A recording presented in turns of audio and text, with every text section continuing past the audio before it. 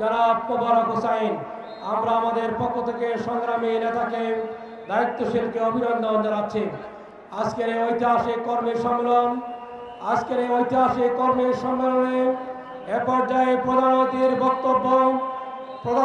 বক্তব্য রাখার জন্য আমি অনুরোধ করছি বাংলাদেশের জামাত ইসলামীর সংগ্রামী আমির, বিশ্ব ইসলামী আন্দোলনের অভিসংবাদিত নেতা, বাংলাদেশের অপমান জনতার প্রাণ প্রিয় নেতা, দল মত নির্বিশেষে বাংলাদেশের 18 কোটি জনগণের প্রাণ প্রিয় নেতা জননেতা জনাব ডক্টর শফিকুর রহমান বক্তব্য রাখছেন।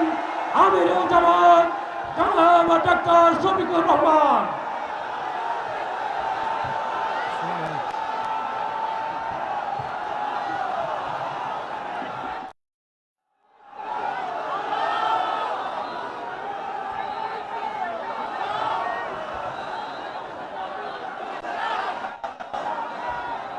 আসসালামু আলাইকুম রহমতুল্লাহ। স্লোগানের ভিড়ে সালাম হারিয়ে গেছে, আবার সালাম দিচ্ছি। আসসালামু আলাইকুম রহমতুল্লাহ। আলহামদুলিল্লাহ রাব্বিল আলামিন ওয়াসসালাতু ওয়াসসালামু আলা রাসূলিল কারীম ওয়া আলা আলিহি ওয়া সাহবিহি ওয়া আহলি বাইতি আজমাইন। বাংলাদেশ জামাত ইসলামী শহীদানের মার্কাজ ঐতিহ্যবাহী সাতক্ষীরা জেলা শাখা আয়োজিত আজকের এই কর্মী সম্মেলনের সম্মানিত সভাপতি, সম্মানিত জেলা আমির, উপস্থিত বিশেষ অতিথিবৃন্দ, বাংলাদেশ জামাতে ইসলামীর নির্বাহী পরিষদের অন্যতম সদস্য, সাতক্ষীরা মাটি ও মানুষের প্রিয়জন জনাব অধ্যক্ষ ইজ্জতুল্লাহ, অন্যতম সদস্য নির্বাহী পরিষদের জনাব মোবারক হোসাইন, সাতক্ষীরা মাটি এবং মানুষের নেতা এবং প্রিয়জন জনাব মুহাদ্দিস আব্দুল খালিক সহ আঞ্চলিক নেতৃবৃন্দ এবং সাতক্ষীরার প্রিয় সহকর্মী ভাই ও বোনেরা, আমি জানি এই কর্মী সম্মেলন শুধু ভাইদের জন্য, কিন্তু বাসার আঙ্গিনায় আসার পথে অনেকগুলা সাদে উৎসুক বোনদেরকে আমি দেখতে পেয়েছি। আজকে তাদেরকে আমরা মাহরুম করেছি বলে দুঃখিত। আগামীতে তাদের জন্য কোনো আয়োজন করা হবে বলে আমি প্রত্যাশা রাখি ইনশাআল্লাহ। আপনারা সবাই কেমন আছেন? আল্লাহ রাব্বুল আলামিন ইজ্জতের সাথে আপনাদেরকে ভালো রাখুন। এই মাটিকে আমরা খুব ভালোবাসি। কোরআনের পক্ষে কথা বলতে গিয়ে, আল্লাহর দ্বীনের পক্ষে কথা বলতে গিয়ে, মজলুম নেতৃবৃন্দের পক্ষে কথা বলতে গিয়ে বাংলাদেশের কোন জেলা এত বেশি জীবন এবং রক্ত উপহার দেয়নি। এই জন্য সাতক্ষীরার অবস্থান বাংলাদেশ জামাতে ইসলামের কাছে অনন্য উচ্চতা। আল্লাহ তাআলার দরবারে দোয়া করি, আল্লাহ তাআলা ক্রমাগতভাবে যেন এই জেলার মর্যাদা বৃদ্ধি করে দেন। সম্মানিত ভাই ও বোনেরা, বাংলাদেশ আমাদের প্রিয় জন্মভূমি। আল্লাহ তাআলার বড়ই মেহেরবানি, দুনিয়ার খুব কম জায়গায় এরকম সুজলা সুফলা শ্যামল দেশ মানুষ পেয়ে থাকে। আমরা এমন একটি দেশ পেয়েছি, মাটির উপরে অফুরন্ত সম্পদ, মাটির গর্ভে অফুরন্ত সম্পদ, সমুদ্রের গর্ভে অফুরন্ত সম্পদ। আমাদের এই সম্পদগুলো জনগণের উপকারে আসছে না। যারা জনগণের ত্রাতা হয়ে কর্তা হয়ে বিভিন্ন সময় দেশ শাসন করেছেন, জনগণের সম্পদ সুকৌশলে চুরি করে তারা তাদের পকেটে ঢুকিয়েছে। এই জন্য বাংলাদেশের জনগণ তাদের প্রাপ্য হিস্সা পায়নি, সুষম উন্নয়ন হয়নি। 15 সালের দিকে কোনো এক রমজানে আমি ঈদ উদযাপন করতে এসেছিলাম এই জেলার শহীদ পরিবারগুলোর সাথে। সকাল 9:30 থেকে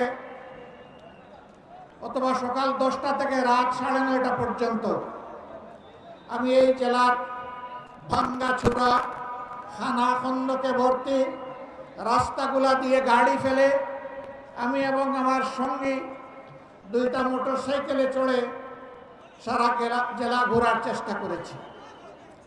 আমি লোকদেরকে জিজ্ঞেস করেছিলাম, আমরা শুনে থাকি উন্নয়নের জোয়ারে দেশ ভাসছে, সেই জোয়ারের সামান্য ছিটাফোঁটা পানি কি এখানে আসে না?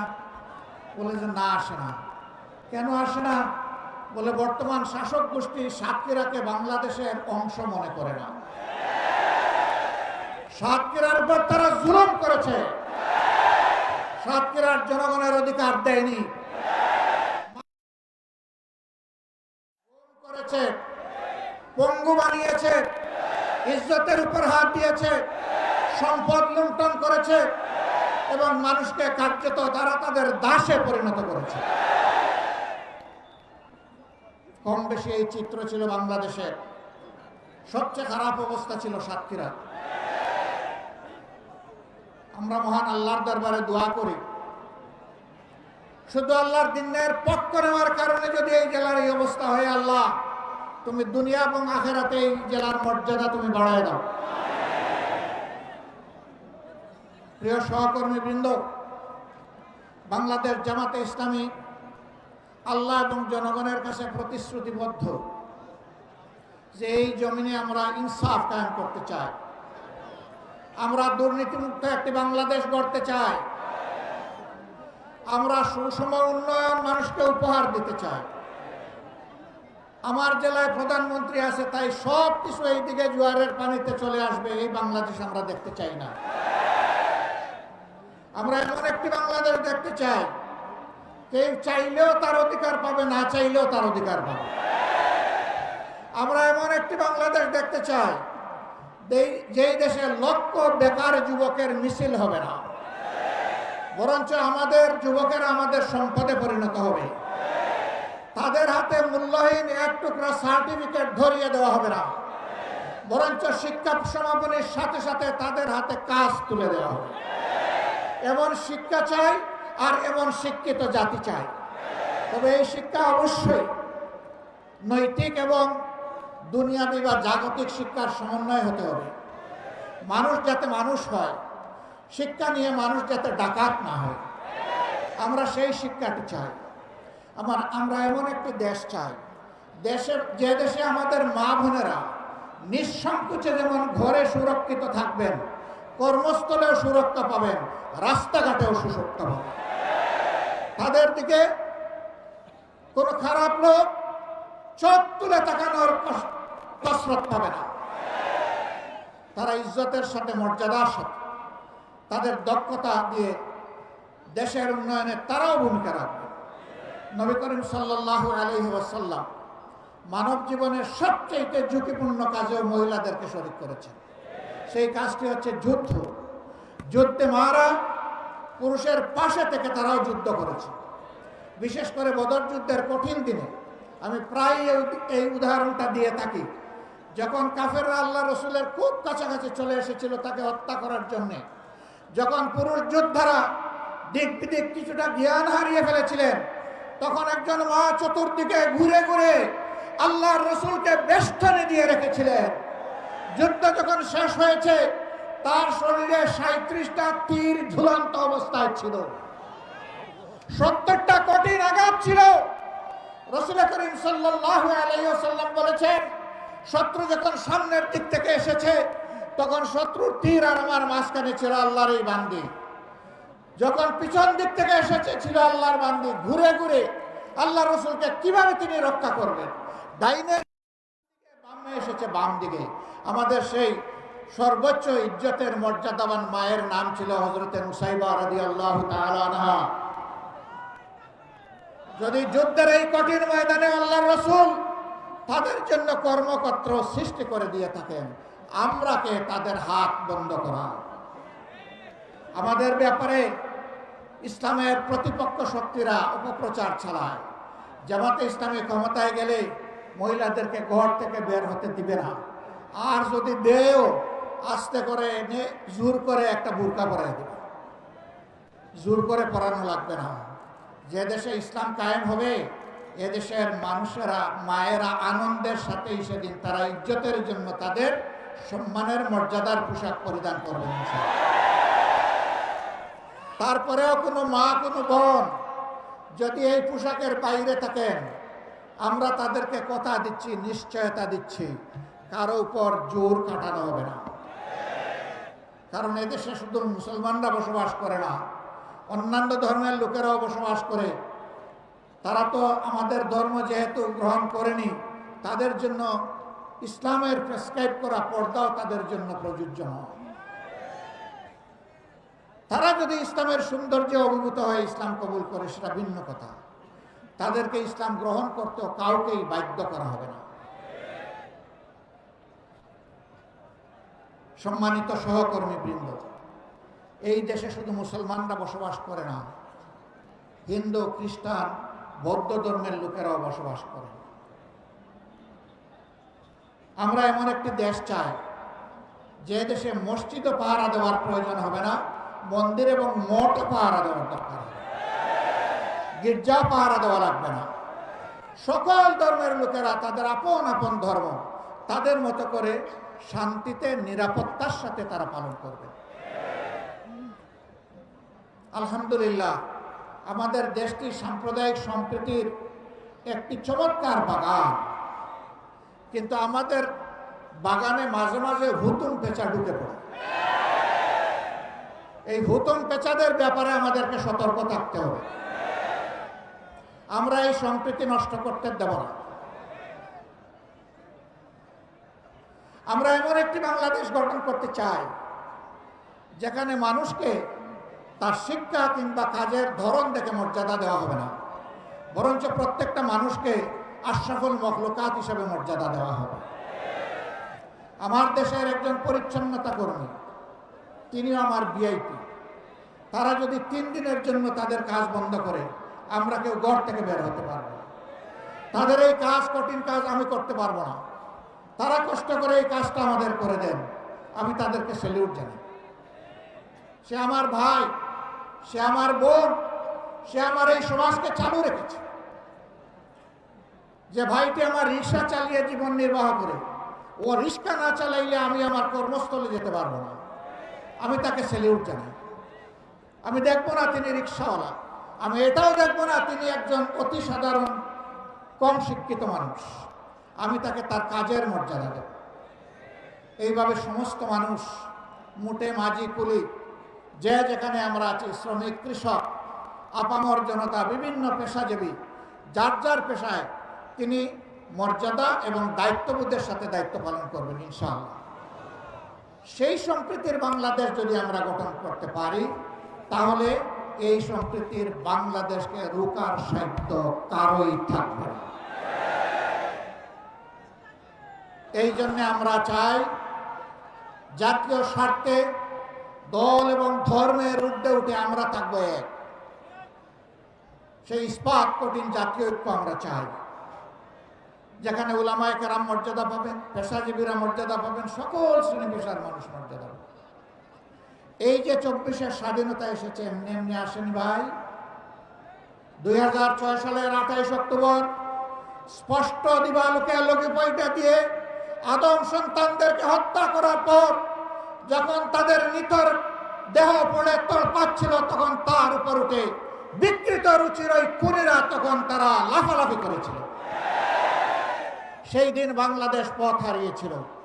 সেই পথ হারা বাংলাদেশ দীর্ঘ ত্যাগের পর আবার আল্লাহর অশেষ মেহেরবানিতে 2024 সালের 5 আগস্ট আবার তার পথে ফিরে এসেছে। এর মাঝে অনেক রক্ত দিতে হয়েছে। 57 জন কমিটির দেশপ্রেমিক চৌকস সেনা অফিসারকে খুন করা হয়েছে 2009 সালের 25 এবং 26 ফেব্রুয়ারি ঢাকার পিলখানায় তৎকালীন বিডিআরের সদর দপ্তরে। এরপরে জামাতে ইসলামের নেতৃবৃন্দকে দফায় দফায় খুন করা হয়েছে। দুইজন সাবেক আমিরে জামাত সহ 11 জন কলিজার টুকরা আমাদের মাথার তাজ শীর্ষ নেতৃবৃন্দকে বিচারের নামে জুলুম করে খুন করা হয়েছে। এই খুনের প্রতিবাদ যারা করেছেন, অন্যায়ের প্রতিবাদ করেছেন, তাদেরকে গ্রামে গঞ্জে খুন করা হয়েছে। আগেই বলেছি, সবচেয়ে বেশি খুনের ঘটনা ঘটেছে এই সাতক্ষীরা। তারপরে আপনাদের পার্শ্ববর্তী জেলা ঝিনাইদহে এইভাবে বিভিন্ন জায়গায় খুনের তাণ্ডব চালানো হয়েছে। ভাই ও বোনেরা, সর্বশেষ এই বছরে 1 জুলাই থেকে শুরু করে 5 আগস্ট পর্যন্ত খুনের বন্যায় বাংলাদেশকে ভাসিয়ে দেওয়া হয়েছে। বৈষম্য বিরোধী ছাত্র জনতা রাস্তায় নেমে এসেছিল। তাদের হাতে কোনো আগ্নেয়াস্ত্র ছিল না, এমনকি তাদের হাতে কোনো ইটপাটকেলও ছিল না। তারা শান্তিপূর্ণভাবে দাবি আদায়ের জন্য রাস্তায় নেমেছিল। কোটার সংস্কারের জন্য, কোটা বাতিলের জন্যও নয়। তারা বলেছিল যৌক্তিক কোটা দেন, আমাদের আপত্তি নাই, কিন্তু কোটার নামে জাতির সাথে, মেধার সাথে তামসা করবেন, তা আমরা মানব না। কেন তারা এটা বললো? এই জ্বালায় তাদের বিরুদ্ধে মানুষের কিনায়, এদেশের মানুষের কিনায় অস্ত্র এবং বুলেট দিয়ে জাতির বিরুদ্ধে তাদেরকে পাঠিয়ে দেওয়া হলো। একদিকে সরকারি বাহিনীকে নামিয়ে দেওয়া হলো, আরেকদিকে সরকার তাদের সশস্ত্র গুন্ডাদেরকে নামিয়ে দিল। এই উভয় পক্ষের আঘাতে আঘাতে জর্জরিত হয়ে 1,500-এর কম বেশি আদম সন্তান শুধু এই ক্ষুদ্র সময়ের ভিতরে দুনিয়া থেকে বিদায় নিয়েছেন। 6 সালের 28 অক্টোবর থেকে শুরু করে 24 সালের 5 আগস্ট পর্যন্ত জালিমের জুলুমের শিকার হয়ে যারা বিদায় নিয়েছেন, আল্লাহর দরবারে দোয়া করি আল্লাহ তাআলা তাদেরকে শহীদ হিসাবে কবুল করুন। তাদের পরিবারকে আল্লাহ মর্যাদা দান করুন। এই পরিবারগুলো জাতির সম্পদ। আজীবন আল্লাহ তাআলা এই পরিবারগুলোর কাছে আমাদের ঋণবোধের মানসিকতা নিয়ে তাদেরকে সম্মান করার তৌফিক দান করুন। যারা পঙ্গু হয়েছেন তাদের খেদমতকে আল্লাহ কবুল করুন। আল্লাহ তাদের জীবনটা সচল করে দিন। প্রিয় সাতক্ষীরাবাসী, আজকে আসার পথে আমি দেখলাম এরকম আরো 3টা মাঠ উপচে পড়া মানুষ রাস্তাঘাটে। এই মাঠে তাদেরকে সুযোগ দেওয়া যায়নি বলে আমি সবার পক্ষ থেকে দুঃখ প্রকাশ করছি। আল্লাহ তাআলার আসমান অসীম, জমিন সসীম। সেই সসীম জমিনের ছোট্ট একটা টুকরা আমরা পেয়েছি। আমরা এই বাংলাদেশকে প্রাণ উজাড় করে ভালোবাসতে চাই। আমরা ভালোবাসি। এই জন্য আমাদের কোনো দাদা, মামা, খালু, ফুফির বাড়ি নাই। এটি আমাদের আউয়াল ঠিকানা, দুনিয়ায় এটি আমাদের আখের ঠিকানা। আমাদের উপর জুলুম করা হয়েছে, আমরা দেশ ছেড়ে কোথাও পালিয়ে যাই। দেশকে যারা ভালোবাসে তারা দেশ ছেড়ে পালিয়ে যেতে পারে না। দেশের প্রতি যাদের দায়বোধ নাই তারা যে কোনো সময় দেশকে খোদা হাফিজ বলতে পারে। আমরা বলবো না। আমরা আমাদের আল্লাহর কাছে আমরা খুবই বিনীত, কৃতজ্ঞ। তিনি এমন একটি সুন্দর দেশে আমাদেরকে পয়দা করেছেন। আমরা এই দেশ নিয়ে বাঁচতে চাই, এই দেশেই অন্যায়ের বিরুদ্ধে লড়তে চাই এবং এই দেশকেই আমরা দুনিয়ার একটা শ্রেষ্ঠ দেশে পরিণত করতে চাই। এই সংগ্রামের দায়িত্ব আপনাদেরকে নিতে হবে। আপনারা নেওয়ার জন্য প্রস্তুত? এই হালকা প্রস্তুতি হবে না। আওয়াজ দেন, আপনারা প্রস্তুত? আলহামদুলিল্লাহ, আল্লাহ কবুল করুন। আজকে সারা বাংলাদেশ থেকে গর্জন উঠেছে সিংহের আওয়াজে। আমরা জীবন দিব, কিন্তু আমার দেশের 1 ইঞ্চি মাটি কোনো হায়নাকে দেব না। আল্লাহ তাআলা আমাদেরকে এই শক্তি দান করুন। 24-এর আমাদের সন্তান, বুকের সন্তান, যুবক যুবতীরা, তারা যে অন্যায়ের বিরুদ্ধে বুক চিতিয়ে লড়াই করেছে, আল্লাহর কাছে চাই, হে আল্লাহ তুমি তাদের অন্তর দেশপ্রেম এবং তোমার ইমানের নূর দিয়ে পরিপূর্ণ করে দাও। আর ও ধরনের জেনারেশন প্রজন্ম আমাদেরকে বারবার উপহার দাও। বাংলাদেশের মানুষের ফুলের বাগান তুমি ওই সমস্ত মানুষ দিয়ে পরিপূর্ণ করে দাও। আমরা একটা মানবিক বাংলাদেশ গড়তে চাই। এই বাংলাদেশের দায়িত্ব যুব সমাজের হাতে তুলে দিতে চাই।